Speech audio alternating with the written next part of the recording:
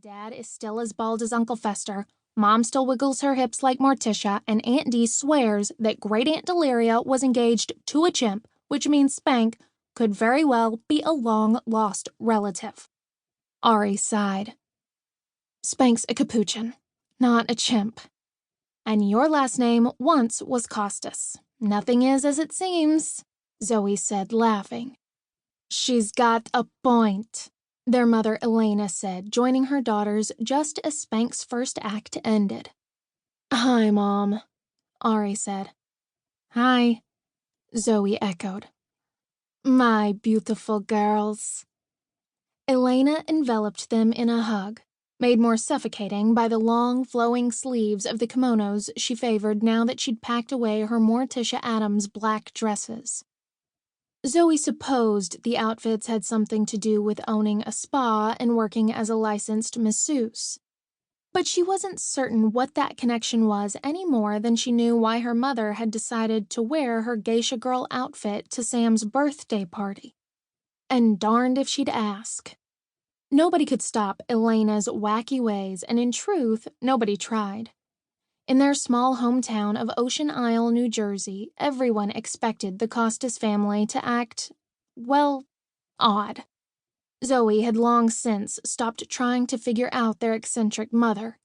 She'd rather just love her instead. I've come up with the perfect name for your new business, Elena said to Zoe. After years of working for the Secret Service, protecting government officials visiting New Jersey, she'd begun to chafe under the tight rules and regulations. No surprise there, since she was a Costas and liked to do things her own way.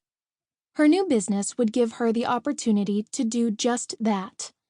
She and her partners would be protecting visiting stars and dignitaries on their trips to Atlantic City's casinos. I heard that. Quinn, Ari's ex-cop husband, came up beside his wife and pulled her against his side. What wacky idea have you got this time? He asked his mother-in-law. Elena raised her arms as though on stage. Safe sex. Protection is our business, she said, punctuating each word with her hands. So, what do you think?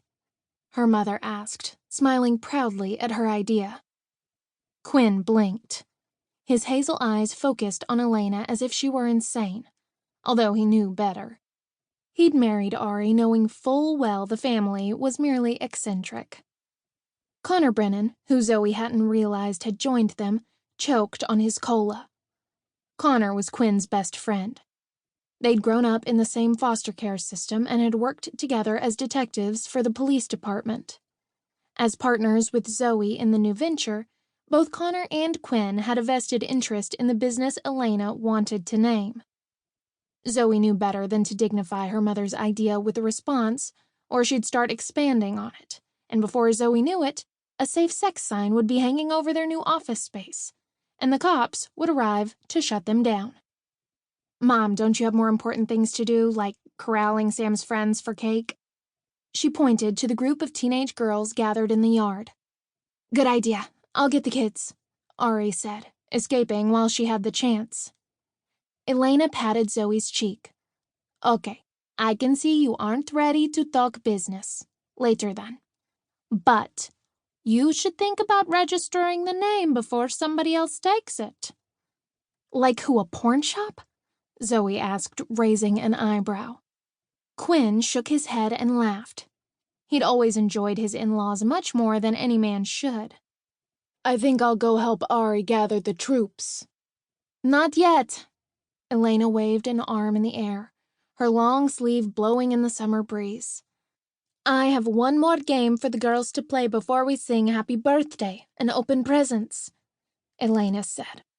Connor adjusted his sunglasses on the bridge of his nose. What game is that? You'll be sorry you asked, Quinn promised his friend. Zoe nodded. Undeterred, Elena pulled out a red cutout heart from one of her kimono pockets. Since they're too old for pin the tail on the donkey, they're going to pin the heart on Orlando Bloom, she said, pronouncing heart on so quickly the phrase sounded like